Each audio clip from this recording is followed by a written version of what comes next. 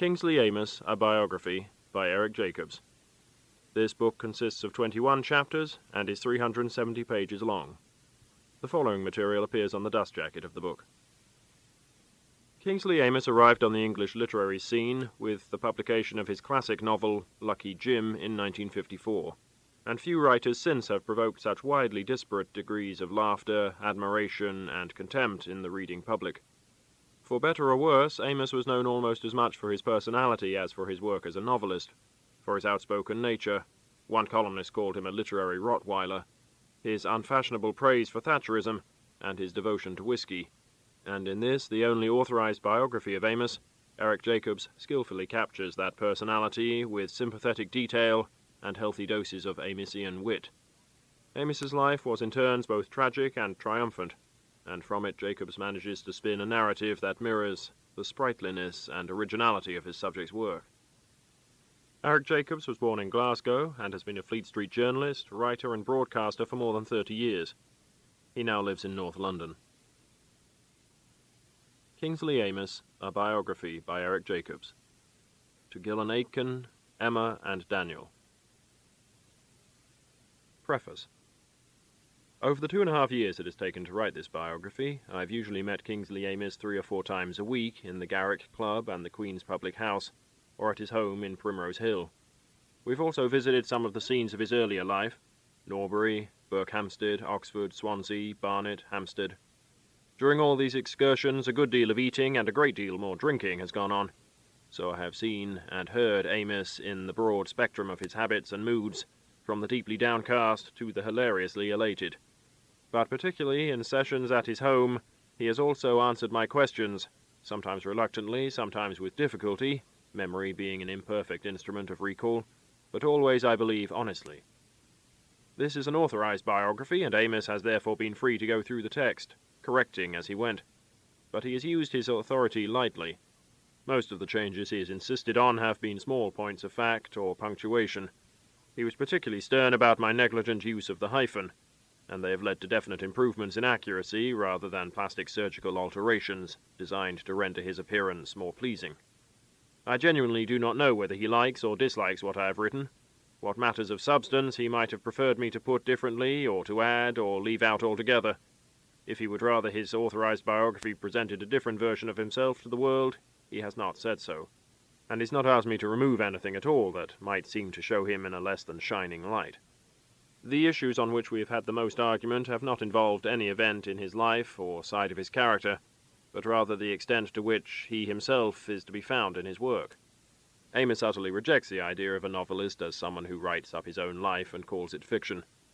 In his preface to Memoirs, he insisted that his own novels were firmly unautobiographical. Yet in the same paragraph he also declared that he had written an account of myself in 20 or more volumes, most of them called novels, in which every word inevitably says something about the kind of person I am. So Amos is, after all, to be found in his fiction. But where? It is temptingly easy to match him to the hero of his first novel, Lucky Jim, because both were lecturers at provincial universities. As a human being, rather than a job holder, though, Jim Dixon is less like Amos than is Maurice Allington, the hero of The Green Man, whom few people identify with Amos because Allington runs an inn, and Amos has never done anything of the sort. Amos steered me through such easily made misreadings, and many more complex ones too. Even so, I thought I had found traces of him where he did not think they existed. We argued a good deal about this. But we agreed when Amos summed up our differences by saying that I probably saw more of him in his fiction, and he probably saw less of himself, than was there. If the resulting compromise between what I saw and he saw is in any way inaccurate, then I can only say it would have been terrifyingly much more so if I had been left to interpret his novels on my own. I have, of course, done as much as possible of the other things a biographer is expected to do: talk to colleagues, relatives, friends, unearth whatever letters and other documents can be found, watch videos and listen to recordings.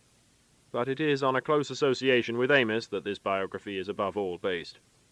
Partly for this reason, I have kept the scholarly apparatus to a minimum.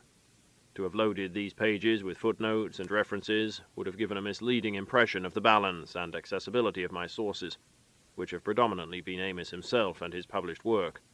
The first wholly inaccessible except with his consent, the second to be freely looked up in any bookshop or library.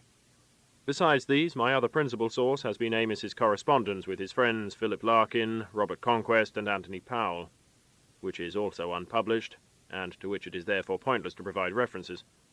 In any case, an elaborate apparatus would raise the costs and therefore the price of the book, which seems a bad idea, while making the work of Amos's next biographer easier, which doesn't seem much better. This is not a literary biography in the critical sense. I have not attempted to evaluate Amos's novels and other writings against each other or measure them against other writers' work, nor have I tried to describe the whole range of Amos's output, which a glance at the bibliography will show is formidably large and varied. That list is itself an important part of the biography, for it demonstrates what is too often forgotten, that a writer, certainly one as prolific as Amos, spends much of his time alone at his desk grinding out words, not doing exciting things to liven up his biography, like getting drunk, making love, or fighting wars. If I've referred to some of Amos's works and not to others, it is because I think some reveal the man and others do not. No judgment of quality, but only of biographical relevance, is intended. It will be enough indication of my own feelings about his writings if I say that one of my main motives for embarking on this biography was the realization that Amos was the only writer whose latest novel I still customarily bought on publication at the full hardback price, the kind of critical appreciation Amos himself most values, and rightly so. I should add that working on this book has been the most tremendous fun for me, and he has had the good grace to tolerate my often irritating inquiries, ejecting me from the house, not usually, I think, from exasperation, but so as to watch the bill on television without interruption. As I hope he knows, I am very grateful to him indeed for all the pleasure and instruction I have enjoyed in his company. Acknowledgements.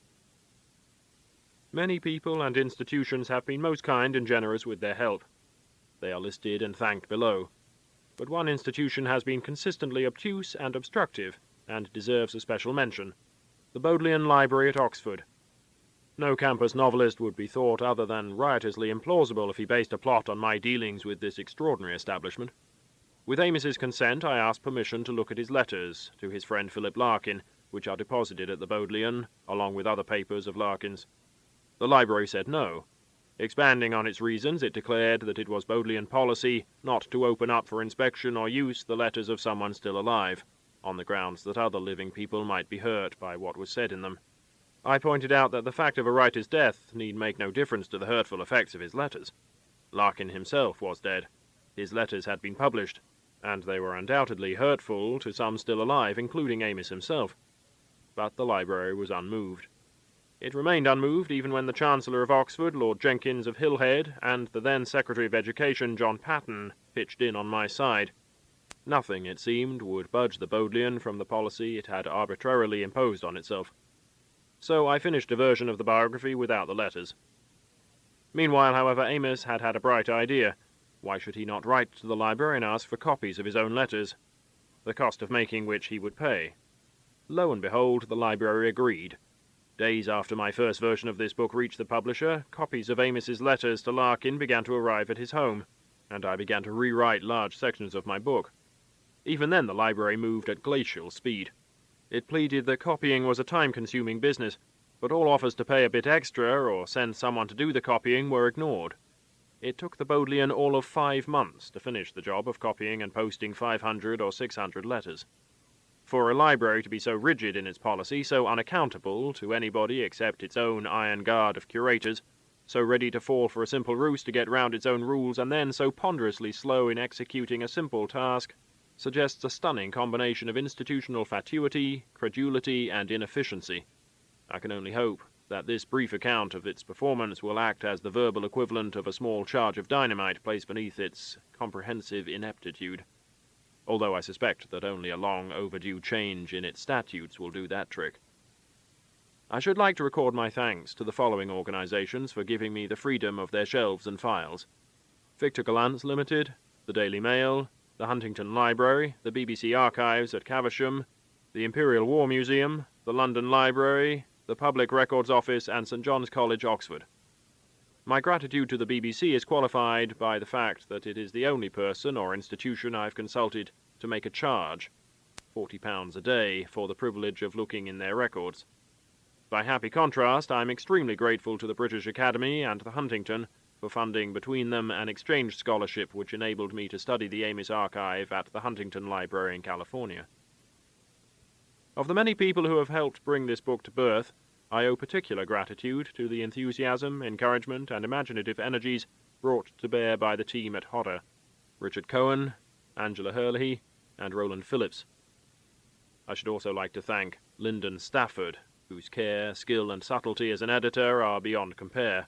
So delicate and sensitive were her improvements that I thought I must have made them myself, which may sound unpleasantly egotistical, but will, I hope, be recognized by Lyndon for what it is meant to be, the highest form of praise that could be offered by a member of that egotistical species, the writer.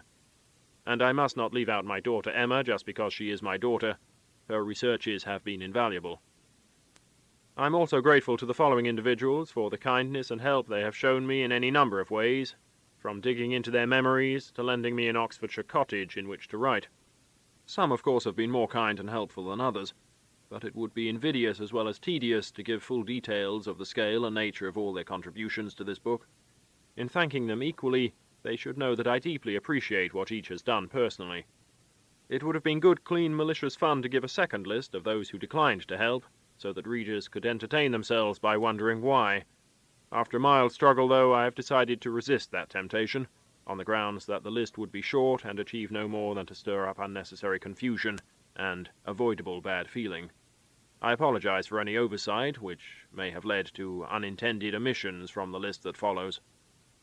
Brian Aldis, John, Martin, Philip, and Sally Amos, Sir Peter Baldwin, Sir George Blunden, Sir Mervyn Brown, Bree Berkman, Esmond and Jean Cleary, Jonathan Close, Robert Conquest, Maurice Cowling, Simon Curtis, Sam Dawson, E.W. Denham, Annis Nicholson Devanez, L.R. Dowsett, John Doxett, Dr. James Durham, Sir Edward Ducan, Richard Eyre, Professor Anthony Flew, Russell Fraser, Paul Fussell, Clive Gammon, Davina Gammon, Richard Percival Graves, William Hallett, Dr. William Hayes, Richard Huff, Colin Howard, Elizabeth Jane Howard, Noel Hughes, Norman Isles, Paula Jabliner, Edmund Keeley, Delphine Kelly, Professor and Mrs. E.J. Kenny, Alistair and Hilly Boyd, Lord and Lady Kilmarnock, Richard Law, J.E.B. Marsh, John McDermott, Cyril Metlis, James Mitchie, Colonel Eric Milner, Dame Iris Murdoch, Mavis Nicholson, Anthony Powell, L.F. Richenberg, Hilary Rubenstein, Virginia and Michael Rush, Dale Solwak, James Silberman, Joyce Sims, John Terrain, Eve and Stuart Thomas, Donald Trelford, Dr. Malcolm Vale, C.N. Vokins, John Wayne, Brian Wormold, and Sir Peregrine Worsthorne. Kingsley Amis. Introduction. Portrait of the artist in age. Kingsley Amis sits at a table upon which rests a glass of whisky. It is a large Macallan malt, with a splash of water, his most frequent drink. He leaves the glass untouched for a few moments, now and then glancing at it expectantly. The delay is hardly needed to sharpen his appetite for this first drink of the day, but it gains time, and so helps make sure his whisky ration will last the hour or more to lunch, which it otherwise might not do, even though the ration includes 2 more large malts, and just possibly 2 and a bit, or maybe even 3. The time of this little ritual is 12:30, if the location for it is the Queen's public house, just along the road from Amis's home, or soon after 1 o'clock, if it is the Garrick Club, which are the 2 places where Amis is most regularly to be found at this time of day. It is with his first whisky that he brings to an invariably satisfying close his not always satisfying morning, which began when he rose at 7:47, on days, that is, when sleeplessness has not roused him an hour or 2 earlier. At whatever time he wakes, doing so is often not much fun, since Amis is apt to find himself in a state of mind not far short of utter dread about life, and complete despair at the novel he is currently writing. For at this early hour, both his life and his novel can look very bleak indeed, scarcely worth going on with in either case. So Amis rises in a mood of depression from his narrow, uncompromisingly single bed in his ground-floor bedroom. He puts on dressing-gown and slippers and climbs upstairs to the kitchen on the floor above to make himself a cup of tea. Then is downstairs again to start on the wearisome business of morning ablutions in his bathroom next to the bedroom. shit-shave shower, and dandruff-destroying shampoo, always in that order, and always finishing with his hair carefully brill-creamed and parted on the right side, as it has been for decades. Next, it's into the bedroom, and on with socks, underpants, shirt and trousers, supported these days by braces, a belt being no longer a reliable device for keeping trousers in place against the downward thrusting weight of the belly. For like Peter Thomas in his novel The Old Devils, the Amos figure has undergone a historic escalation, which has made it necessary for Amos to buy most of his outer clothing at an outsized shop. These getting-up procedures, as Peter Thomas calls them, have stopped being what you hurried heedlessly through before you did anything of interest. They have become a major event in their own right, though conducted in strict privacy, as is only right for an oldster, whether Thomas or Amos. The shit, for instance, once taken in Amos's stride, has become outstandingly important, because success or failure in this department can colour the mood of the entire day. Shaving, too, now involves intricate tracking through the folds and wattles of a jowly face, which once presented a smooth ride for a safety razor. And then there are surgical stockings to be grappled with, shoes to be got on. The list of once non-existent problems seems endless, though they are made a little easier to bear by the track or two of jazz Amos often listens to on his cassette player. Faced with a similar early morning obstacle course, another character in The Old Devil, Malcolm Callan Davis, contemplates giving in and spending the whole day in pyjamas and dressing gown. But this would not do for Amos. You cannot go to the club or the pub in pyjamas, and if you wish to live anything like a normal life, you must go through the procedures of normality, even if minor steps along the way have taken on proportions of monstrous size and farcical complexity. Washed and dressed, Amos is ready to climb the stairs again to the dining room, next to the kitchen, where his breakfast has been laid for him by the person he sometimes likes to call his first ex-wife, Hilly. He doesn't much enjoy what he eats at this meal. Grapefruit and cereal with milk, unsweetened, and a piece of banana, plus more tea, but he has been told that it will do his liver good, and being a fervently committed hypochondriac, he dutifully gets it down. While eating and drinking, he studies the Daily Mail and the Times, and while he is doing that, Alistair Boyd, otherwise Lord Kilmarnock, Hilly's third husband, nips upstairs from the basement flat and makes Amos's bed for him. To hear about at a distance, this seems a curious menage, a chap living in the same house as his ex-wife and her current husband, like some bizarre domestic arrangement in a novel by the old friend he first met at Oxford, Iris Murdoch, Amos wryly concedes. But strange though it may be, it suits him and them very well. By 9:30 or a little later, breakfast and the newspapers have both been consumed, and he goes downstairs again to the study at the front of the house, through the door from his bedroom. This study is no gracious literary man's parlour, but a nonsense-free writer's workshop. The walls are fitted with plain, sturdy bookshelves, and the floor is scattered with books and papers, often to a density that can make navigation around the room a matter of some difficulty. There is a photocopier, a desk, and two cluttered tables, on one of which, beneath the glare of ceiling strip lights, sits a typewriter, a heavy Adler office manual, which Amos bought in the 1960s from a shop near the BBC Broadcasting House, because he thought it looked impressive, and which he has stuck with ever since. A stranger might think Amos's study remarkably undistinguished for a writer so distinguished as to be a Sir and a Booker Prize winner, but Amos does not notice. He is genuinely indifferent to his surroundings. So long as the essentials are there, drinks, typewriter, books, television, bed, bathroom, and so forth, he is happy to ignore the rest. Amos justifies to himself the time spent on his breakfast scrutiny of the newspapers with the argument that it is an important part of the writer's job to keep up with what is going on in the world. There is something in this, but not a lot, as he well knows. He does like to keep up, if only to keep himself in raw material for conversation. But reading newspapers also puts off the awful moment when he must get down to work. Could today be the morning when he runs out of drive at last? Like death, that day must surely come. The typewriter must therefore be approached in propitiatory mood, like a trainer advancing towards a lion's cage, or a priest approaching the altar of an unpredictable god. He may panic when he reads through what he sees on the sheet of paper left overnight in the typewriter. This is no good, he tells himself, no good at all. But he calms down, taps out 10 or so words, and perhaps goes off to have a pee before returning to settle in for the morning. If, though, things have ended up last night the way he always intended they should, Amos will find that he left off writing in the middle of a passage which he has a fairly clear idea how to continue. Under these circumstances, the day's work will get off to a reasonably easy start. And as the morning goes by, the grey clouds of the early hours will disperse, to let the sun peep, even blaze, through. A few hundred new words on paper, on top of bathing, dressing, breakfast, the newspapers, and with luck, a really decent shit, have somehow magically banished all that black desperation, along with any last remaining trace of the night before's drinking. Amos can be heard laughing out loud at what he is writing. No longer does the novel in hand seem utterly and completely worthless, as it did when he first came to. Now it seems not bad, rather good. In fact, very well worth going on with. The morning's progress will depend on all sorts of things, but it will be easier, as it always has been for Amos, if he has dialogue to write. Much less easy if it is narrative or description. Writing of whatever kind, though, always comes desperately hard, even now that Amos has written more than 20 novels, and much more besides. T.S. Eliot, he thinks, got it absolutely right when he wrote in East Coker that every attempt is a wholly new start. Amos brims with confidence when he lunches with his publisher, but alone in front of the typewriter he is a beginner again, and all that accumulated experience seems to count for nothing. The process of writing a novel he sees as like making a journey from London to Edinburgh.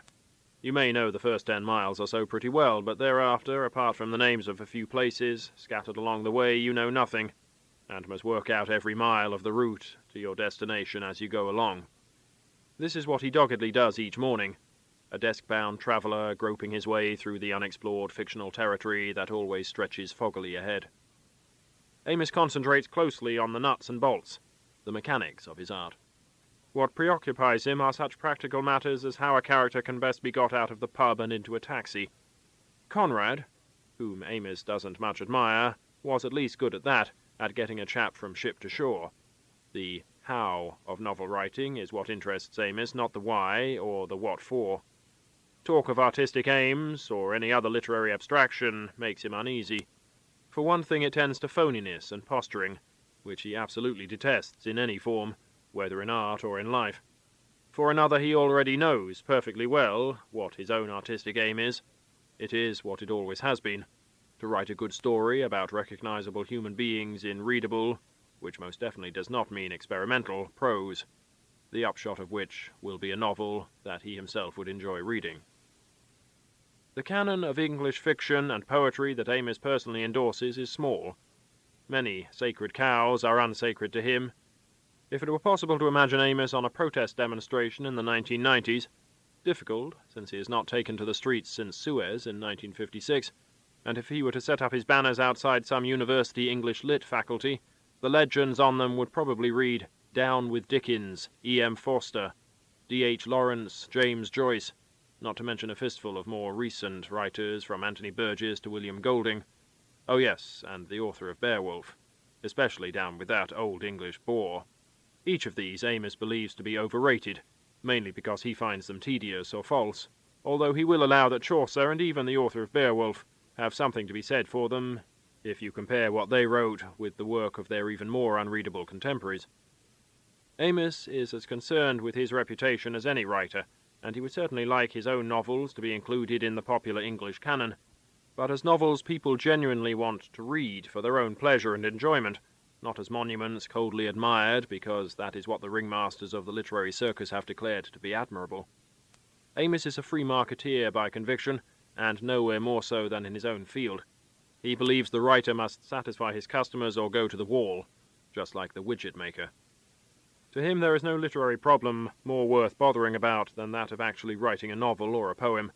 Worrying about the place of fiction in the late 20th century and other such airy theoretical issues only puzzles the mind and puts the writer off his real business, which is writing.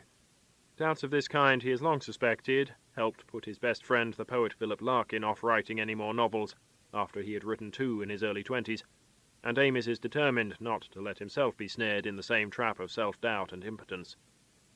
The present typescript being a first draft, Amos X's out words and phrases as he goes along and inserts new ones above the line, their place in the text marked by an oblique slash in the time-honored style of writers who use manual typewriters.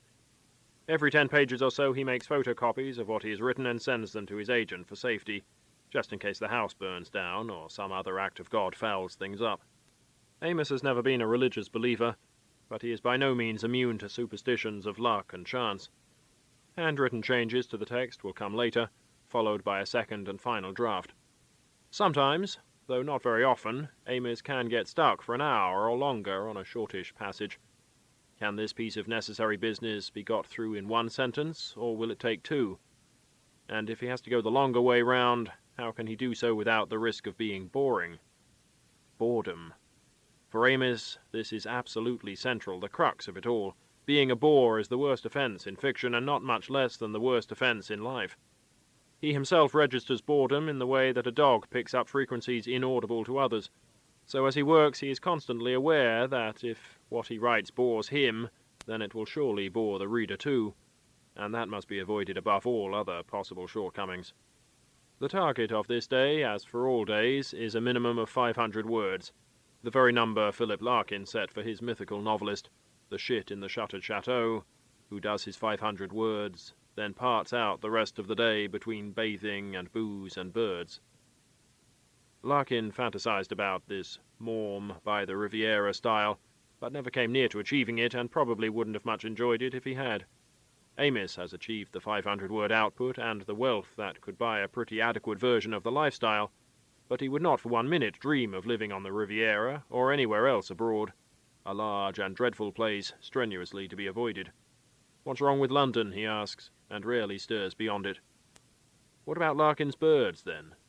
Well, once, yes, indeed, that side of the writer's reward would certainly have appealed to Amos, but nowadays women as birds do not interest him, and he is content to settle for the booze part of the Larkin deal, beginning with some Macallans before lunch and proceeding at intervals throughout the day. Should someone be so injudicious as to ask if he needs another drink, he will very likely reply in the words of King Lear when asked if he really needs any knights, attendants, or followers, "O reason not the need, our basest beggars are in the poorest things superfluous." Whatever the tally of words turns out to be, and whether cheered or cast down by the quality of the morning's output, Amos has usually quit the typewriter by about 12:30, having rescued his false teeth from the glass in which they have been cleaning themselves since soon after breakfast, and glued them firmly in place. He puts on tie and jacket and gets ready for the taxi, which will take him to the pub, or the club, or once a week or so to a restaurant. Seen fully clothed for the public world beyond his own house in Primrose Hill near Regent's Park, Amos does not cut the dash of a particularly snappy dresser, although he has been heard to express admiration for those who are well-dressed and occasionally to voice the desire to be well-dressed himself. He never seems to get round to doing anything about it. He did once rather enjoy wearing boldish socks and ties, but anything much more would require a lot of shopping, and that is one of the many things that bore him rigidly stiff. His second ex-wife, Jane, has described how glum he was for several hours after she dragged him into a shoe shop in Rome, when she discovered the pair on his feet were rather worn. Now Hilly does the shopping, and today Amos is quite likely wearing the pair of shoes she has recently managed to purchase for him at the astonishingly low price of £6. He shows them off with a touch of smug satisfaction, as if to prove that, cheap though they may be, they go as well as the next chap's with the rest of his ensemble of standard-issue men's gear, jacket, shirt, trousers, tie, and so forth, and that anyone who shops for better is only throwing away good money and time. The whisky in the glass Amos at last raises to his mouth is one reward for his morning's work. Conversation is another. Amos loves to talk and listen. Company is essential to him. He dislikes being alone for long, except when sleeping or writing or reading at night. To live alone would be unimaginable. Even to make a train journey without a companion is unpleasant, so he never makes one. A solitary taxi drive as far as the Garrick is tolerable, but fortunately a solo car journey is out of the question because he does not hold a license, and has not driven a vehicle of any kind since he left the army 50 years ago. What Amos needs is the company of family or friends, of people he can talk to, the kind of people who belong to a club like the Garrick, or the kind of people who should belong there. But even here, in what he has described as the best place in the world, absolute security against the onslaught of bores cannot be guaranteed. Bores, in Amos's ample definition, are necessarily a numerous species, and almost as likely to find their way into clubs as pubs or anywhere else. What's more, in a club like the Garrick, which encourages its all-male membership to mingle and mix and never drink or eat alone, repelling bores is difficult. Why can't you just tell them to fuck off? Amos is prone to wonder. But of course you can't. And Amos exposes himself doubly to the danger of being joined by them through his habit of sitting in the window of the club's first-floor bar, where several empty chairs round his invite promiscuous occupation by whoever may choose to sit in them. The adhesive doctor, for instance. At the approach of a bore, Amos's face droops in despair. He is very bad at concealing his feelings. "Oh, Christ," he murmurs, not very quietly. If his unwelcome appearance does not deflect the bore, Amos adopts other tactics. He pointedly does not address any remarks to the bore, but keeps the conversation going over and round his head, as if he were not there. If it is his turn to buy a round, Amos often does not offer to include the bore in it, which is an eloquent message from someone as rigorous as Amos in the etiquette of buying rounds. In really bad cases, Amos may heave himself out of his usual seat to go and find someone else to talk to at the bar, although he hates standing. And for top-rank world-class bores, he has been known to break completely with his own settled tradition by truncating the whiskey session and going down to lunch before the watershed hour of 2 o'clock, concocting a tale about having an early afternoon appointment as his excuse, and sometimes embroiling his Primrose Hill neighbour and friend, the writer Richard Huff, in his strategy of deception. In the pub a woman approaches. "Oh, Christ," murmurs Amos. She hesitates, flustered, perhaps having caught the look on his face, but Amos manages to half rise from his seat and assemble something like a smile, since he contrives to maintain an old-fashioned courtesy towards women, whatever he may be thinking of them, and what he is thinking they will probably be more comfortable not knowing. "We are seeing you tonight, aren't we?" he says. "Yes, we'll be round at 6:30. She withdraws, more flustered still. "Of course she'll be late," Amos says when she's gone, "just to make herself seem more interesting than she is. An hour late, I should think." And indeed an hour late is what she later turns out to be. A young man seeking Amos's help with a book he is writing once plucked up his courage and plumped himself down alongside Amos's regular group in the pub. Amos successfully froze him out of the main conversation by the simple expedient of ignoring him. The young man eventually screwed up his last resource of boldness and addressed Amos. "I know it would be a frightful bore." "Yeah," interrupted Amos at the word bore, loudly and pointedly. The young man stuttered out the rest of his sentence somehow and disappeared, seen off for good with a bit of luck. The Amos bore can be defined as someone with nothing interesting, intelligent, or amusing to say. No harm in the chap, Amos says, just happens to be a bore. And if by chance he or she does have something to say that might be worth listening to, he or she goes about saying it all wrong. The bore holds the floor.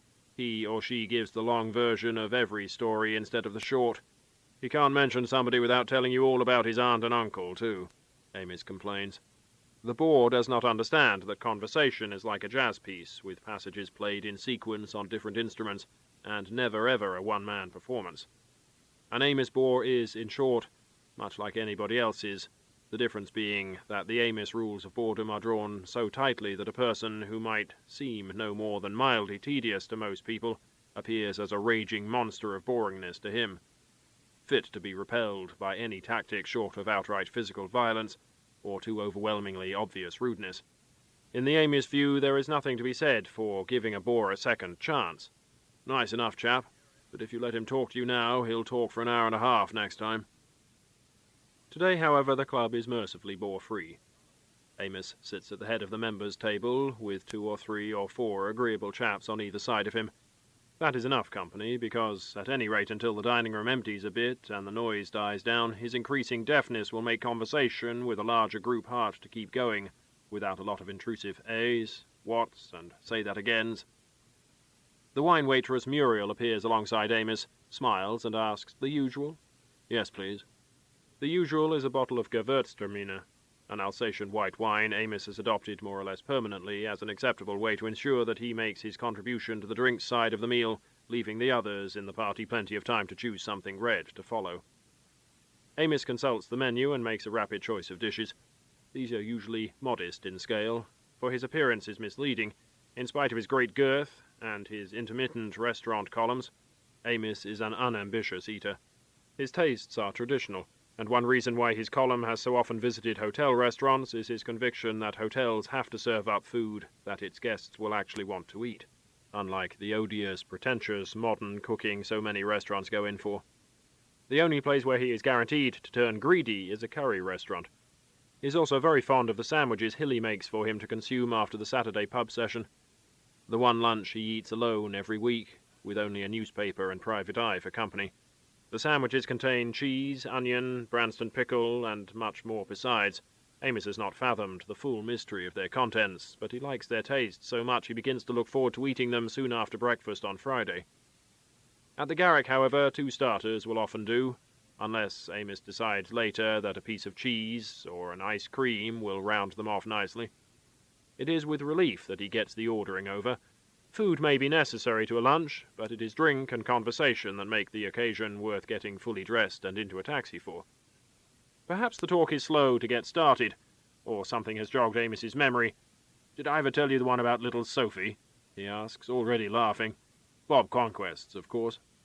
Robert Conquest is an old friend, best known to the world as the author of The Great Terror, in which he chronicled the murdering persecutions of Soviet communism, but with a prodigious talent on the side for light, often obscene verse, much of which survives only because Amos has a matching talent for memorizing it. Some of Larkin's light and Scabra's verses survive for the same reason. Amos recites, "The first man to fuck little Sophie has just won the Kraft Ebbing Trophy, plus 10,000 quid, which, for what the chap did, will be widely denounced as a low fee." Laughter follows, and alternative readings. Didn't it go something onus and something bonus instead of quid and did? This limerick has been in circulation for a long time, but no definitive version seems to exist. Why doesn't Kingsley write one down, and the rest of the Conquest oeuvre he has memorized while he's at it? But he brushes aside the suggestion. Reciting one Conquest limerick, however, invariably reminds Amos of another, which he also cannot resist reciting. This one is a condensed version of Shakespeare's 7 Ages of Man, and is much admired for its economy and wit. 7 ages. First puking and mewling, then getting pissed off with one's schooling, then fucks and then fights, then judging chaps' rights, then sitting in slippers, then drooling. Now the name of a journalist crops up, because in his weekend column he has come out of the closet and declared himself to be a Republican. Amos makes short work of him. Of course he used to be a Marxist. Now he can't be that anymore, obviously, but he still wants to fuck things up. He realizes the royal family is a force for unity in the country, so of course he wants to fuck that up too. Amos was once a communist himself, but that was many years ago and long forgotten. Now his politics are conservative, simple, and blunt. What I think about things now is hang Saddam Hussein, don't go into Bosnia, go into Rwanda, but only to feed the people, not to stay. That takes care of politics. Amos is not much concerned with them now, truth to tell. With the departure of his heroine, Lady Thatcher, he seems to have lost interest in politics as such, though not by any means in issues like hanging or education. Once, not long ago, he announced in the club bar with a very contented smile, "It's happened at last, Mrs. Thatcher and I." "Oh yes, what was that?" He paused for effect. "We declared our love last night in my dream." Now, unusually for him, Amos strays from his own code so far as to become just a bit boring himself.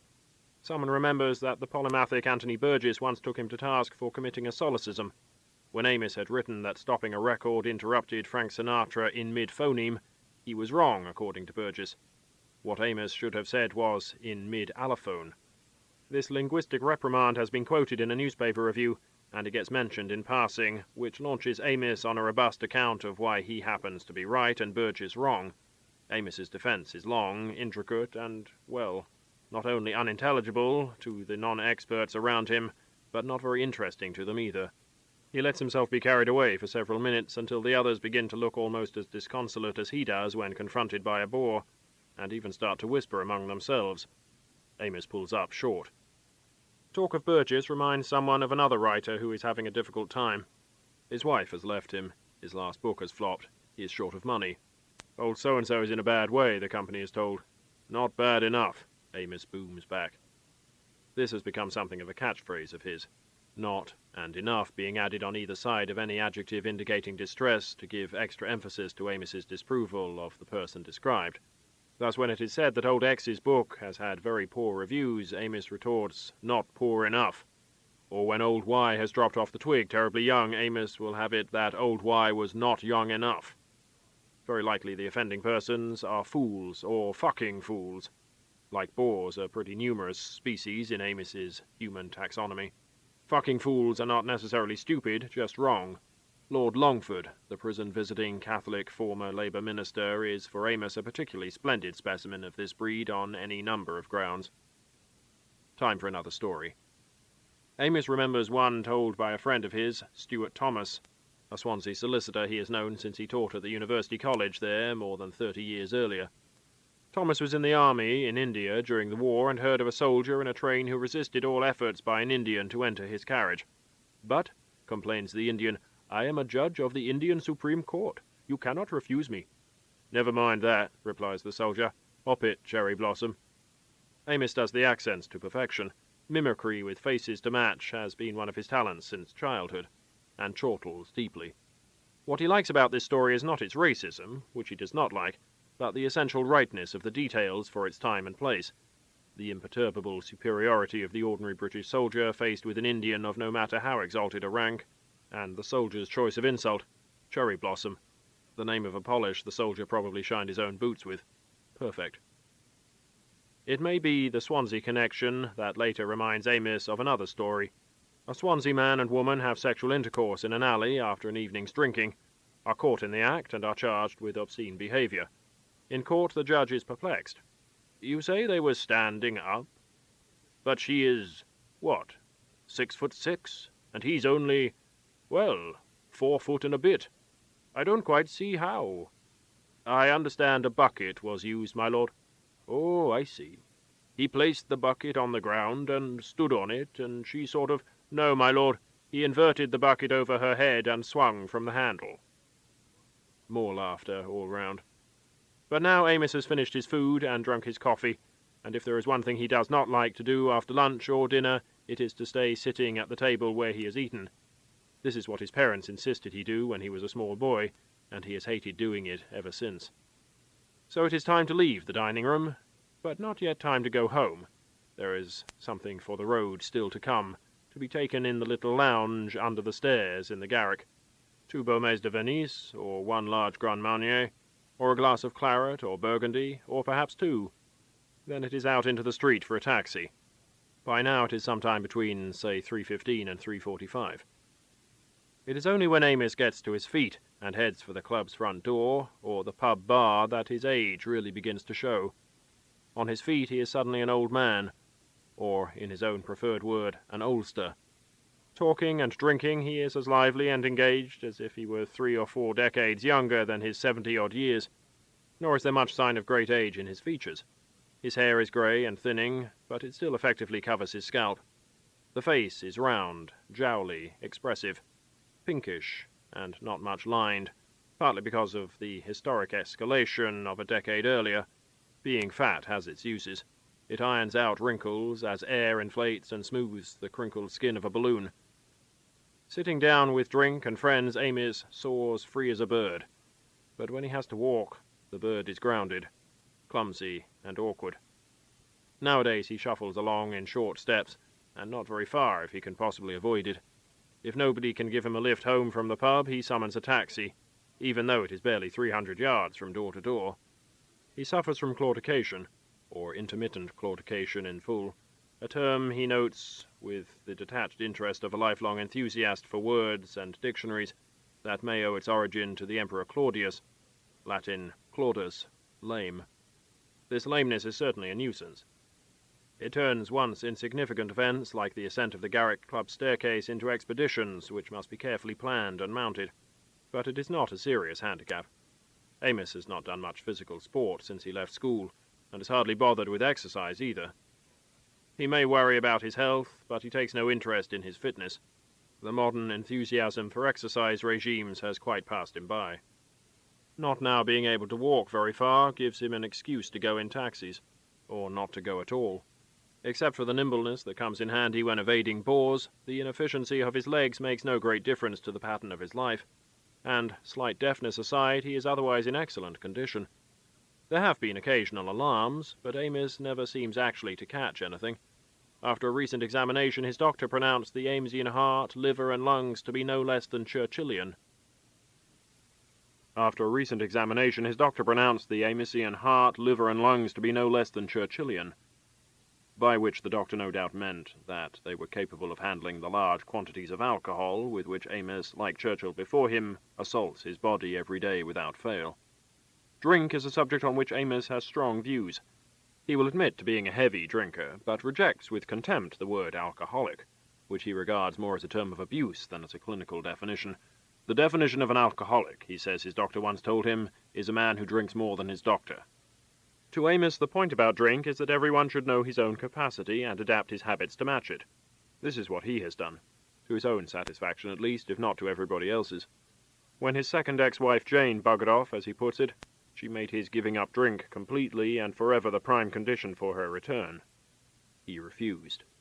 He has drunk at regular intervals throughout the day for the 30 years he has been a full-time writer, and who is to say that he would have done better as a writer or husband without it? Might he not have done worse?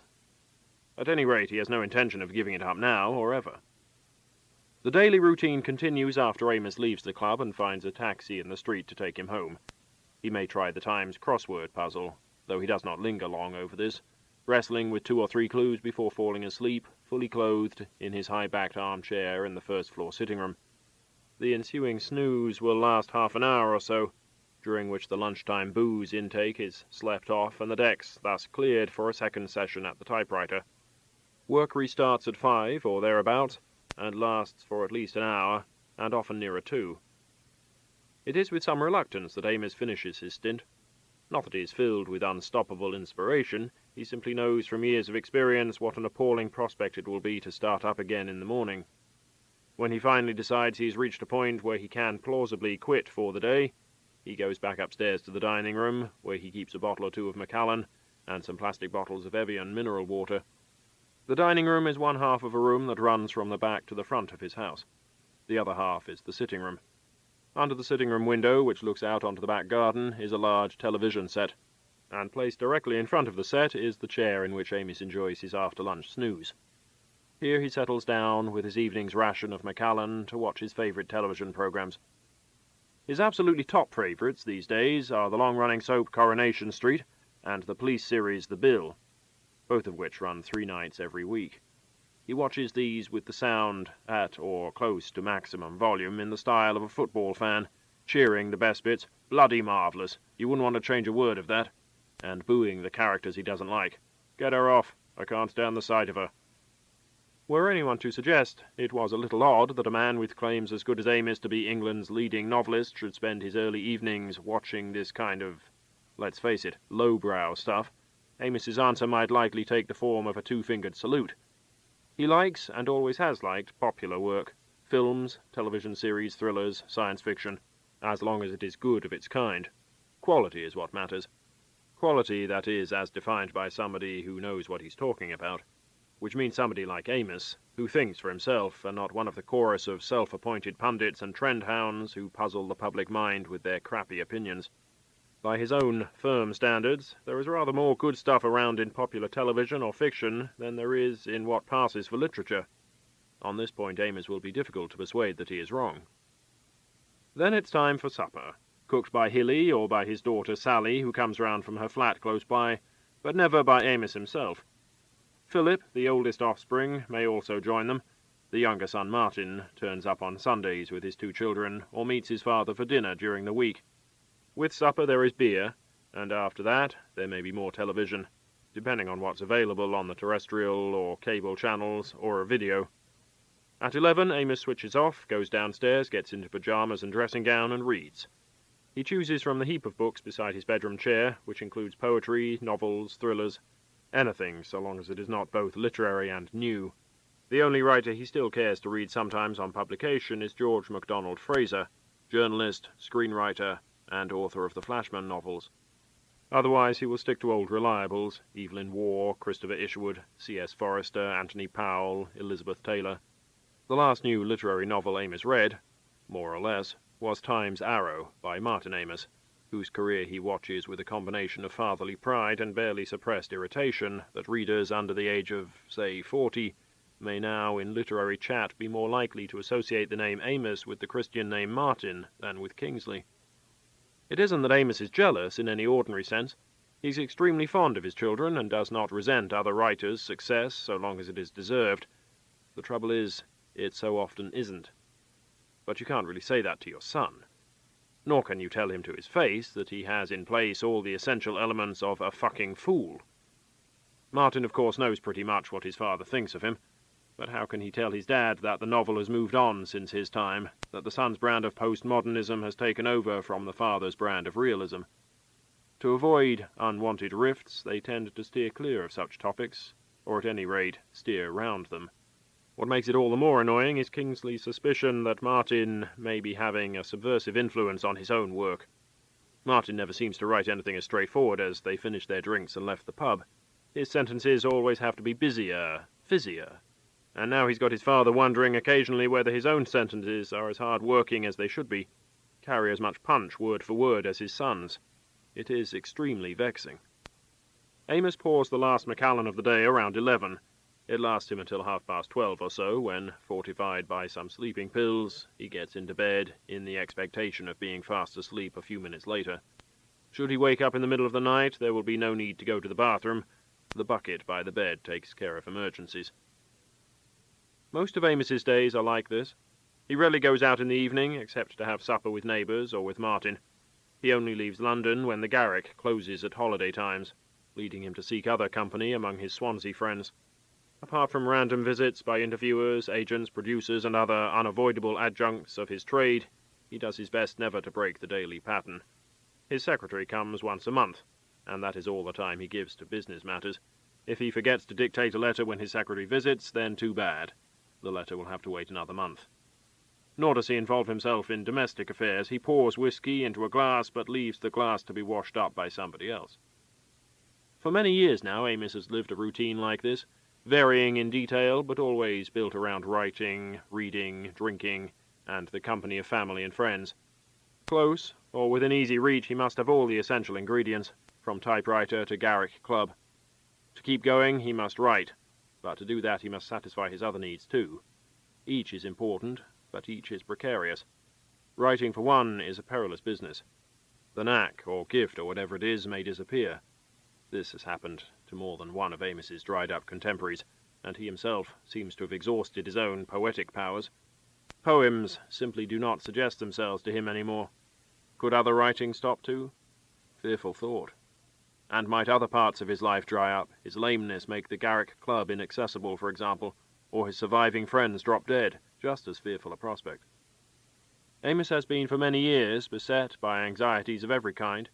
He is hypochondriacal, afraid of being left alone overnight, filled with dread by any number of things, from the thought of flying to driving a car or being trapped in a lift. At times he has been afraid of going mad. At other times he has wished that he had chosen to be something less solitary and grindingly hard than a writer of fiction and poetry. A journalist, perhaps. His routine can appear grossly self-indulgent, the visible bits of it contributing powerfully to his late-life reputation as supreme clubman, boozer, and blimp. There is truth in this image, which Amos quietly relishes, partly because he likes to present a challengingly clear-cut version of himself to the world, and partly because he is confident there is more to him than the image allows. For his routine, the bits of it people don't get to see, like the hours he spends every day in his study, is also a form of self-discipline, as hard or harder than any 9-to-5er's day at the factory or the office. Those who are in employment have much of their work prescribed for them, but imaginative writers have only their own resources to depend on. This has meant for Amos maintaining an endlessly tricky balance between conflicting sides of his nature, such as weighing the absolute necessity for solitude against his intense desire for the company of others. The routine through which he resolves these contradictions turns mere habit into something more, a pattern of behavior which may seem weird but nevertheless contrives to keep Amos productive and reasonably content by subduing the fears of disintegration and failure which always gnaw at his heels and threaten to consume him. 1. Norbury. It is a sad fate, Amos has complained, to be like him, the child of the urban or suburban middle classes. The middle stratum is drab and glum. Its heroes are denied a brisk introduction to sex behind the coal tips, on the one hand, and a fructifyingly bad time at Eton on the other. Though the middle classes are beset by constant anxieties about decorum, alongside those of the working class, their fears show up as neurotic, unreal, and self-regarding. To be born in the middle stratum is thus, it seems, to start life multiply handicapped. Not well off enough to enjoy the freedom and security of the rich, but too well off for one's anxieties to be taken seriously, and yet far too insecure about maintaining status in the world to seek solace in any kind of working-class hedonism. By this measure of Amos's own, few writers have started out more fully equipped with life's disadvantages than he. His early years were lived wholly within the rules and limitations of the middle stratum, and the lower and more stifling reaches of that stratum too. Kingsley William Amos was born on the 16th of April 1922 in a nursing home on the edge of Clapham Common. William was his father's name, while Kingsley came from a cousin of his mother, one of a pair of twins, the second of whom was called Queenie, which would probably have been Kingsley's name if he had turned out a girl. Kingsley was a large baby, and his birth was difficult, so he was told later. His parents were both in their 30s. Whether it was because of their age, or the pain of Kingsley's birth, or some other reason like infertility in one parent or the other is unknown, but Kingsley was to be their only child. William Robert Amos described himself on his son's birth certificate as a mustard manufacturer's clerk. He was employed by J&J Coleman at its Cannon Street office in the City of London. The word clerk suggests some pinched and stiff-collared wretch perched high on a stool to scribble in a ledger, a latter-day Bob Cratchit. But in the 1920s and 1930s it covered a far wider job definition than that. In a city bank, a clerk might be anybody below a rank of partner. William Amos had a secretary and was required to learn Spanish in order to deal with South American customers to whom he sold Coleman's Savora brand, a mustard concocted for the international market, blander than the home product. Today he would certainly have a title more important sounding than clerk, perhaps export executive. But if William Amos was not at the very bottom of the white-collar ladder, he was not many rungs up it. The home to which Kingsley returned from Clapham with his mother was at 16 Buckingham Gardens in Norbury, a little semi-detached box of a house dropped in a place he came to think of as not really a place at all.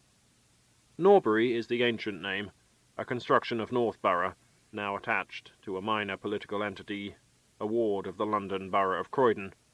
Once Norbury was a sub-manor within the manor of Croydon, which was at the time of the Norman conquest a possession of the Archbishop of Canterbury. In 1337 the sub-manor was granted to Nicholas de Carew, and it remained in the Carew family for 500 years, with a brief gap between the execution of Sir Nicholas for treason against Henry VIII and the return of the property to his son Sir Francis by Queen Mary. In 1849 the last manorial lord, Charles Carew, inherited, only to sell up 10 years later to pay off his debts. According to a local history, early man lived in the Croydon area but avoided Norbury. Modern man, for a very long time, steered clear of Norbury, in much the same way as his Stone Age ancestors. As late as 1866, Norbury contained only 6 houses.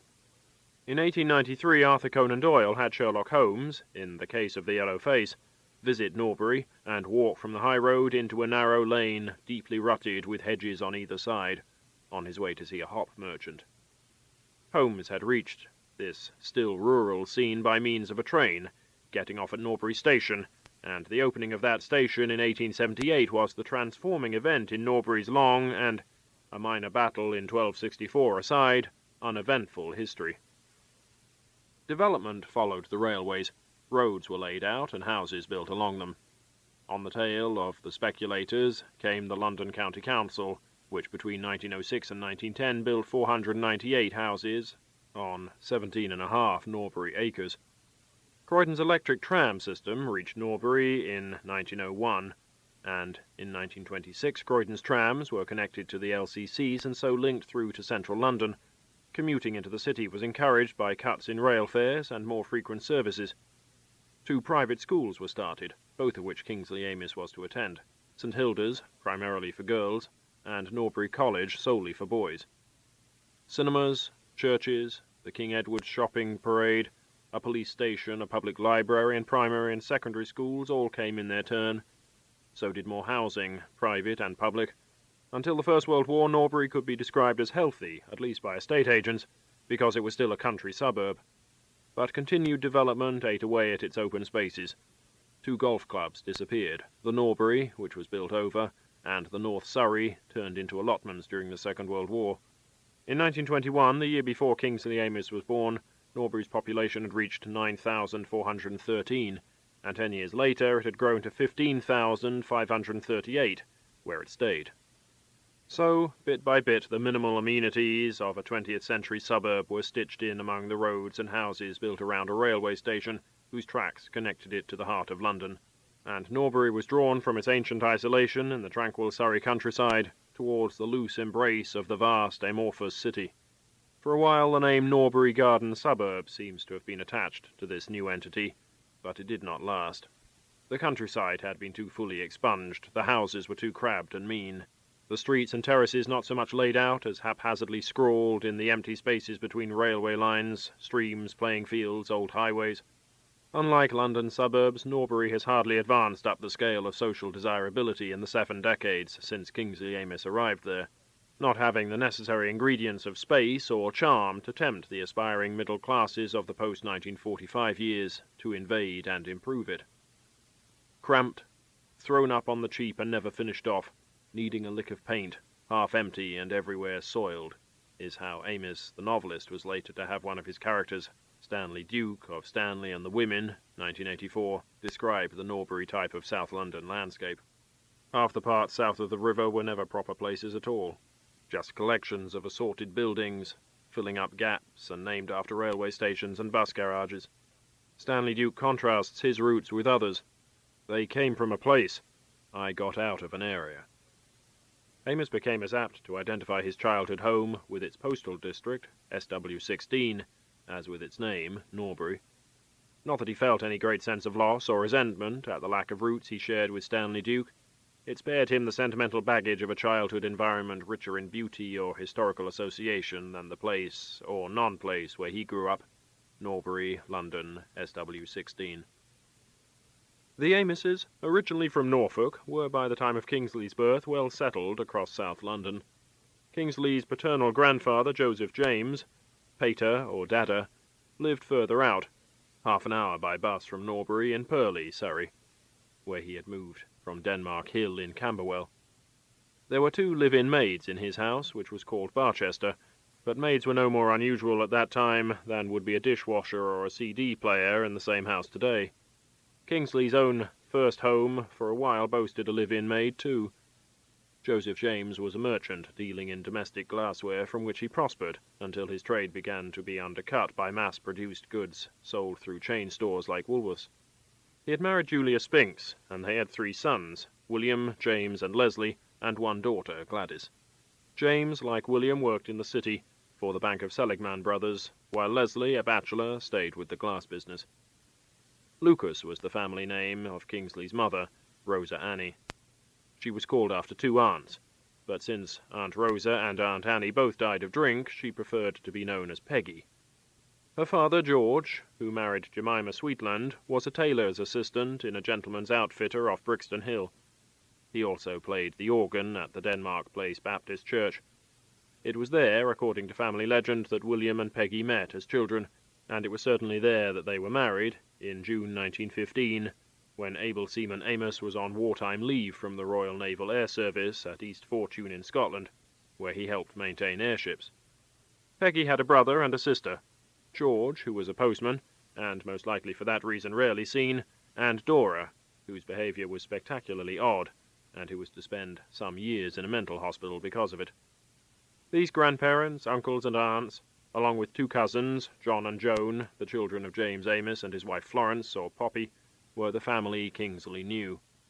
There was also an outer fringe of American relatives who came to stay with Joseph James from time to time, aunts, uncles, and cousins. One uncle was Uncle Tom, Kingsley remembers. A cousin was called Uretta, but they made no deep impression on him, and he made no effort to keep in touch with them. Although his inner circle of relatives were not widely scattered, he knew them only at something of a distance.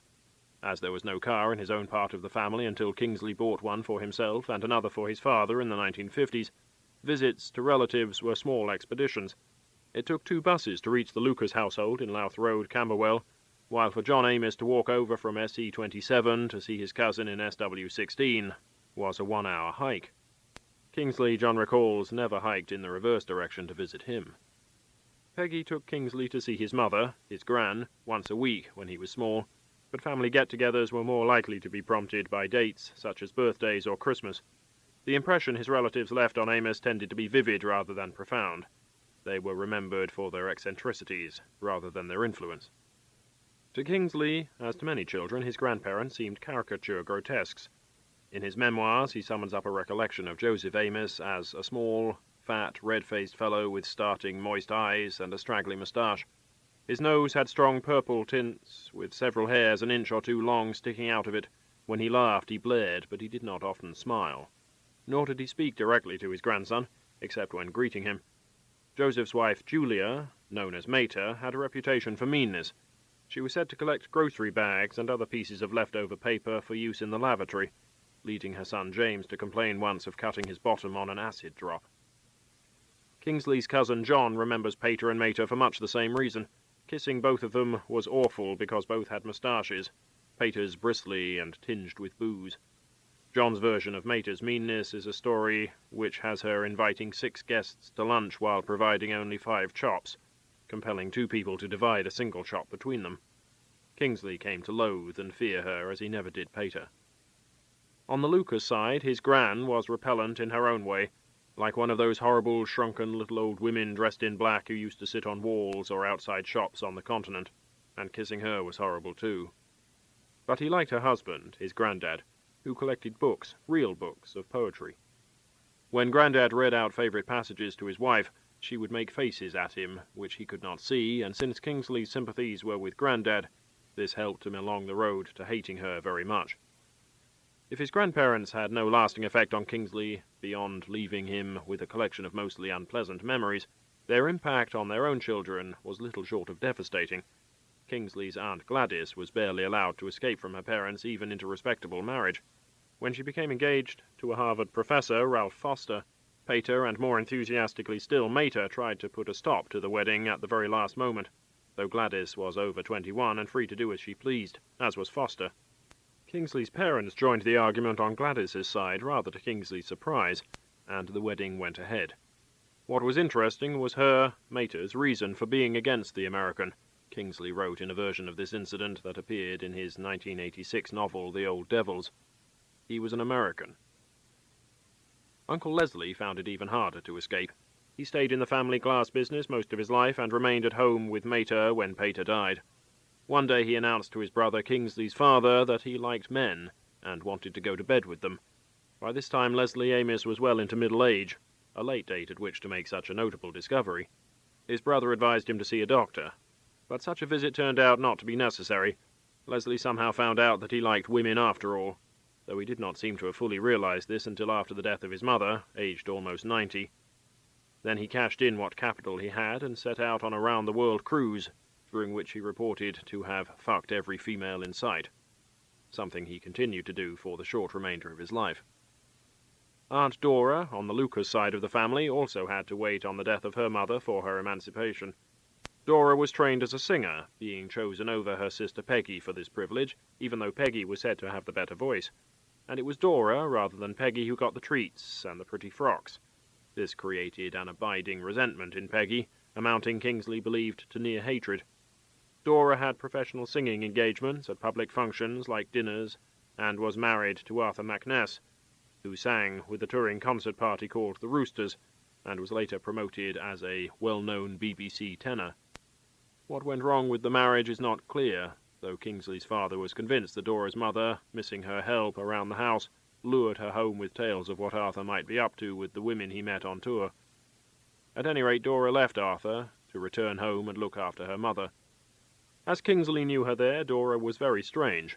Indeed, so strange that she became his knockout relative, the star of Louth Road. Dora was forever on the lookout for waste to pick up. A fallen petal, a single hair, a scrap of fluff. If Peggy dropped a dead match in an ashtray, Dora would be sure to snatch it up and run it under the tap to make quite certain it was extinguished. There were other oddities, too, and eventually Dora was put in a mental hospital, where she recovered her wits sufficiently to become a trustee in the kitchen. Then her mother died, and suddenly all Dora's symptoms of insanity vanished. She was now 50-ish, with nowhere to go. But the hospital recognized her skills in the kitchen and gave her a job on the staff, where she flourished, providing Kingsley with a handy joke to tell his friends about having the only mad aunt who had done so well in the asylum that they offered her a fellowship when she graduated. She was on the point of taking on the top catering job in one of the major London hospitals when she died, like Leslie, cut off cruelly soon after gaining her freedom. These sad incidents may have had no effect on Kingsley beyond providing him with tales of family melodrama to be humorously recounted in his memoirs, but they suggest something of the costs exacted by life in the middle-class stratum into which he was born. There was Peggy's resentment of Dora, the consequence of Dora's being chosen over her as the sister to benefit from the family's limited affluence. There was the near invisibility of Kingsley's Uncle George, the postman, virtually excluded from the family circle, perhaps because he had committed the fearful crime of falling through the net of middle-class respectability into the pit of working-class employment. More insidious and more painful than these was the way in which parents, no doubt themselves driven by fears over money or status, tormented their own children. There is no reason to think Kingsley's grandparents deliberately malicious, or that they believed what they did was anything but the right and best thing for their children. But a sense of righteousness may only have intensified their determination to bend their children to their own designs, and so make the consequences that much worse. Worse in missed opportunities, distorted sexuality, and even lost sanity. Echoes of such benevolently high-minded parental tyranny were passed down the generations to be felt, though in milder form, by Kingsley too. Mum and Dad, didn't say it was going to be like this. Amos remembered whimpering to himself on his first day at school, as more children than he had ever seen before pelted bewilderingly around him in the playground. St. Hilda's, not far from Amos's Norbury home, was an establishment for girls which took boys in the lower forms. It was in its playground that he found himself that first morning, when he was about 5 years old, the confusion created by the chaos around him not being much eased when, appealing desperately for someone less wild than the rest to be his chum, he was instead bitten on the arm by a boy called John Skelton. As he was to remember his brief time at St. Hilda's, Amos was a solitary in his school hours, and made no new friends. Before tea, he was roped in to tie the laces on the outdoor shoes of children who could not or would not do it for themselves. Afterwards he would play with the children of people from his parents' circle of friends, including a Roman Catholic boy who traumatized him by saying that God was always about, and showing him his set of religious images. Beyond these, Amos's recollections of St. Hilda's were to be few. They included one fellow pupil, an older girl called Frida Roberts, but only because she was once famously heard to fart, and 2 teachers. Miss Crampton taught French, and would often say le chat, le cat, which mysteriously to Amos made the other pupils in the class want to laugh. Miss Barr taught English, and was remembered by Amos as a tall, Eton-cropped figure of improbable elegance. He fell in love with her and wrote in his memoirs that it was here, perhaps, that we can date my first devotion to the glories of our literature, and perhaps also trace the first connection between Amos, literature, and sex. Amos soon moved on to Norbury College, like St. Hilda's long obliterated, not far away from his first school along the London Road. Mr. Howie, the headmaster, became an Amos family friend. Norbury College had been set up in a double-fronted suburban house in 1903 as a preparatory school for younger boys, catering for Norbury's burgeoning middle-class population. Since then, it had expanded both its facilities and its age range until in 1925 it was recognized by the Board of Education as a properly conducted secondary school. The word college in its title reflected the school's superior aspirations. It operated the competitive house system of English public school, each boy being allocated to one of 4 houses, named after their first captains, Ward, West, Lingard, and Chapman. Norbury's aim was to churn out that cherished English type, the all-rounder, a boy equally at home on the playing fields and in the classroom. As an incentive to this form of character building, a silver cup, presented by a Mr. L.A. Aston, was awarded each year. It was inscribed, Mens sana in corpore sano, and the winner had to prove himself in both schoolwork and sports, half the points being scored in each. but the college aimed to be educationally advanced as well as socially traditional. The then headmaster, Mr. T.A. Briggs, informed a local newspaper in 1932 that everything was done to foster boys' individual talents. "The old idea of driving is gone," he said. "We try to make them feel we are going along the same road as they are." Amos did not stay long enough to be in contention for Mr. Aston's silver cup, but if he had, he might well have fallen short on the sporting side. He got no further in this than playing left-back in the third 11 football team, coming in last but one in the under-12 440 yards, and according to his own account, taking 40 minutes to score 4 not out in a pick-up game of cricket. He did no better in the workshop, neither his cardboard bus nor his plywood cigarette box ever getting beyond the drawing-board stage. Things were more promising in the schoolroom. Here, a master called Waller got Amos interested in mathematics, especially algebra. So interested did he become that he thought for a short time he might devote himself to the subject.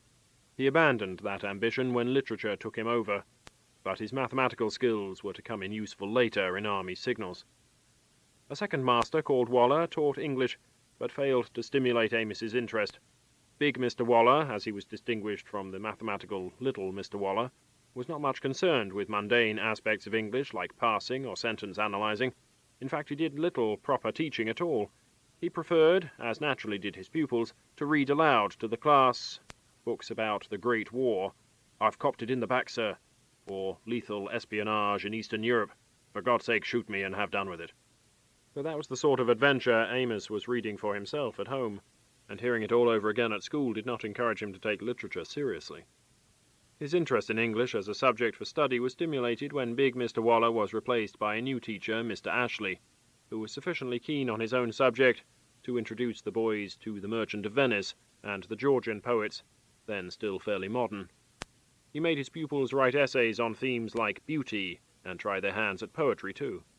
On one occasion they were told to write in blank verse on the miracle of St. Sophia. Amos turned in 99 lines, and Mr. Ashley declared his effort the best. This helped make Amos begin to like English, as he put it later, for its own sake. But Mr. Ashley was properly sarcastic about Amos's first published work, a story of 300 words called The Sacred Rhino of Uganda, which appeared in the school magazine. No copy has survived, but in Amos's recollection it was about a Captain Hartley, a veteran hunter, who shot the rhino in ignorance of its sacredness, and was forthwith set upon by its native worshippers, from whom he somehow escaped with his life. It was written in taut, impressionistic prose on which Mr. Ashley was particularly hard. He clutches at his side, pitches forward, unconscious. With this, Amos wrote, the initial experimental period of my writing came to an end. Although he went home for lunch and spent little of his school time outside the classroom, Amos saw enough of the playground to become aware of the vast free entertainment that school life had to offer. He had fights and made a boy called Hall cry. He picked up a miscellany of playground lore about matters as diverse as sex, rhyming, and rude words, and he developed his enthusiasms at the popular end of the cultural spectrum, discussing writers like Percy F. Westerman and Ian Hay, and visiting the Streatham Astoria, where he saw film stars like Gary Cooper and Richard Barthelmess, and stage shows featuring the Paramount Tiller Girls and Troyce and his Mandoliers, though his parents, having seen the trailer of the Frederick March version of Dr. Jekyll and Mr. Hyde, took care to ban him from the Astoria the next week. The taste for popular art forms he acquired in these years was never to leave him. 2. City of London School. For goodness sake, Peter, stop ruining your eyes and get out into the fresh air. The first spot of sun we've had for weeks, and you have to sit poring over that tripe. In these hectoring words, Captain Furneaux addresses his 14-year-old son Peter at the start of Amos's 1973 detective story, The Riverside Villas Murder, set in 1936. They are words that William Amos might well have used to his son Kingsley, who by no very extraordinary coincidence was also 14 in 1936. Captain Furneaux's outburst captures the style of paternal authority in Amos's household, as it appeared to the young Kingsley. There is first the charge that reading is bad for a boy, particularly when a boy is reading a comic, The Wizard in Peter's case. Along with this goes the notion that fresh air and exercise must somehow be better. There is a touch here of the English Philistinism that puts outdoor activity above all others. But it isn't so much what Peter's father prefers. The real point is that whatever a boy happens to be doing, his father will surely want him to do something else. Even if the boy can fit in both things, his father will try to stop him. That is what happens in Amos's 1994 novel, fittingly called You Can't Do Both. In this, Robin Davies, also 14 years old in the 1930s, is invited to tea on Saturday afternoon by a school friend, Wade. Robin and his parents have also been invited round at 8 by the Carpenters, their neighbours. Robin tells his father he will be back for tea by 6:30, which will leave plenty of time to make it to the Carpenters. But his father is adamant. "I'm sorry, old boy, you can't do both." From such a decision, however obtuse, there is no appeal. Seemingly gratuitous parental bossiness afflicts every child, but it will be a heavier affliction where there is only one child to boss. Being an only child has its pluses and minuses. Parents will devote all their love and resources to one person instead of having to divide them among several. On the other hand, having only one child to love, they may spoil and overprotect to the point of smothering the child, while at the same time expecting it to fulfill too many of their own cherished hopes and ambitions. Kingsley benefited and suffered from all these contradictory pressures. His mother doted on him. She called his fingers puddies, and Pud became a nickname in the family that Kingsley was only able to shake off in his teens. She was gentle, timid, and pretty enough to attract what appeared to be a couple of admirers, one a mysterious Catholic priest called Steinmetz, who smelt of drink, and another, Uncle Tommy, who made a habit of turning up as if by chance, even once when the Amoses were on holiday in Norfolk. Kingsley, however, had no reason then or later to suspect there might be anything that was not perfectly proper in his mother's relations with either of these men. She was a jolly little woman for all her nerves and shortness of breath, he recalled, fond of a giggle, a fag, a gin and tonic, no more than a couple. His cousin, John Amos, remembers her as volatile, darting like a bird with a quick hissing kind of laugh. Besides her nerves, she was superstitious in all the usual ways, with some unexpected superstitions thrown in, like having to sit down briefly if she had for some reason come back into the house soon after leaving it. One of her preoccupations was Kingsley's health. Like many, if not most mothers of the time, she was particularly anxious to make sure her family was regular in its bowel movements.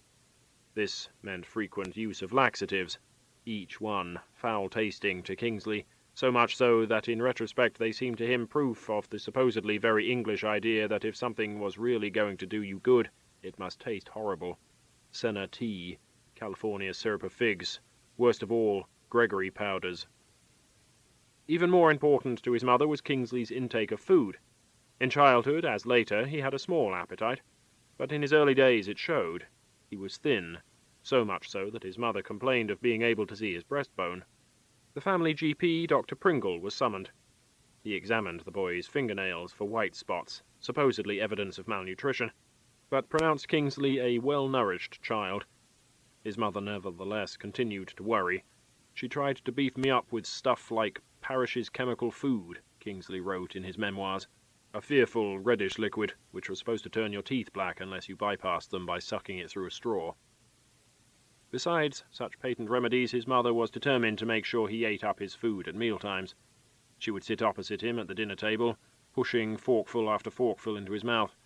Perhaps he was to speculate this contributed to his later preference for liquid over solid refreshment. At 12 or 13, Kingsley was still being spoon-fed in this way. Then a new regimen took over, though only slightly more adult. After some minutes toying with the food on his plate, Kingsley would say, "Mum, would you sort it out for me?" Mum then divided what was left into two parts, the food that definitely must be eaten, and the rest that Kingsley could leave if he wished. Kingsley did not very much enjoy this insistence that he eat up, but it was too obvious that his mother had only his interests at heart for him to resent it. His mother's tactics contributed to his later reluctance to linger longer than he absolutely need at any dinner table. It had other consequences, too. If there was a touch of bullying in his mother's spoon-feeding, there was more than a touch of cosseting as well. It was she who sorted out the food, and bore it on the spoon to Kingsley's open mouth at an age when other boys had long got into the habit of doing that for themselves. All he had to do was chew and swallow, repugnant though these actions may sometimes have been. Kingsley came to be spoon-fed in more ways than this. If, for instance, he wanted to invite a friend round to tea, it was likely to be his mother, not he, who called the friend on the telephone, then still a novelty in the Amis household, and a rarity in the country at large. Peggy's care for her son was a source of great security, but it also gave him a lifelong unwillingness to do things for himself, to make his own arrangements, even to use the telephone. "I dislike, in a sense, standing on my own feet," he told an interviewer many years later when he was in his 50s. If his mother's support gave Kingsley the confidence to be independent in ways that helped him strike out on his own as a writer, she also left him heavily dependent on other people, especially women, to see him through the humdrum details of daily life. Peggy can be credited with giving her son the first small shove along the path that made him a writer. She liked reading herself. A book was as much part of her accoutrements at home as handbag and knitting, though she was no highbrow. Her taste ran to popular writers like Ursula Bloom, Nora C. James, and Anne Bridge. Not the classics, but not slop either. When Kingsley was at a loose end on wet afternoons with nothing to read, she would suggest that he do a bit of writing. It was surely not her intention to turn him towards a writing career, but that is what she seems unknowingly to have done. "Mum probably did as much as anybody to get me going," was the mature Amos's judgment. In the Amos household, as in many others, Mum played the role of the soft cop, the nice partner in the parental team. It was her, not his father, from whom Kingsley wheedled the ninepence he needed to go to the cinema. Father played the tough cop, the not-so-nice guy. It was he who laid down most of the rules of behavior and gave Kingsley a clip on the ear if they were broken. William Amos followed the Shavian maxim that a child should only be hit in anger, a rule Kingsley was to follow later with his own children. There was physical punishment in his father's house, but never any heavy-handed drama of the "your father would like to see you in the study" variety. William Amos was a man of medium height with broad shoulders, and, in his son's view, passable good looks. These he kept all his life, never losing much hair, and not much changing in appearance until his final illness. He took a lot of things seriously, Kingsley remembers. He was not one for letting things slide. He thought you had to interfere with things. But if he had his stern aspects, he had his funny side too, possessing a talent for physical clowning and mimicry that made him, in his day, one of the funniest men Kingsley ever knew. He told stories using the full deployment of facial, vocal, and bodily resources. "It is in mid-story that I see my father most clearly," Kingsley wrote in his memoirs. Quite a dapper figure in one of his grey or light brown lounge suits, though he never could tie a tie properly, hobbling across the room in the style of some decrepit director of the firm, or forcing his face into lines of disquietingly silly uncouthness as he became the man next door. Peggy had some of the same talent, so that in his teenage years Kingsley came to believe these humorous techniques were standard practice in telling anecdotes, and for the rest of his life found something lacking when they were not used. Kingsley certainly employed the same techniques in his own conversation, as anyone who ever talked to him for more than 5 minutes was bound to discover, and this aptitude for fun and mimicry passed into his fiction, beginning with Lucky Jim's barely controllable habit of making faces, and informing the novelist's comic manner from then on. Like his two brothers, and in time his own son, William went to the City of London School on the north bank of the Thames near Blackfriars. But he did not proceed from there to university because Kingsley believed of Pater's meanness. Instead he found a clerk's job with Elders and Fifes, the banana importers, and after his service in the First World War joined J&J Coleman, where he stayed until his retirement in the 1950s. Cricket and tennis were two of his passions, and he played both well into middle age, captaining the local club side in his 60s. He encouraged Kingsley to play too, even paying for him to be coached, though he could not easily afford it. But Kingsley had a lazy eye and lacked the enthusiasm that might have made up for it. Attempts to get him a trial for Surrey came to nothing, though he remained a knowledgeable spectator of the game for the rest of his life. As with cricket, so with career. William Amos wanted his son to be like him, only better. He was not a businessman in the entrepreneurial mould. The importance to him of his job was the security it promised. He told Kingsley once that he regarded himself as a failure, but he was matter-of-fact, not bitter, about this, and it did not mean he wanted his son to take off in some radically different direction. A job in the city, but a more senior, better-paid job, would be a decent ambition for Kingsley to aim at. William enjoyed city life well enough, but nothing could have been further from Kingsley's taste. Long before he had formed any idea about what career he might follow, he experienced his first remembered taste of the savage boredom that became his lifetime's enemy from hearing his father talk about city matters. The distaste endured. Later in life, when the broadsheet Sunday newspapers had all spawned business supplements, he would extract those sections and pile them out of the way before he tackled the other sections.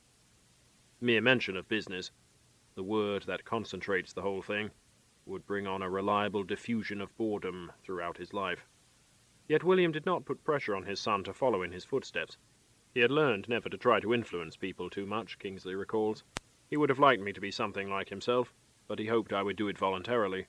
Nor did he discourage his son from writing poems, though he did warn sensibly enough that Kingsley could not expect to make a living out of any kind of writing.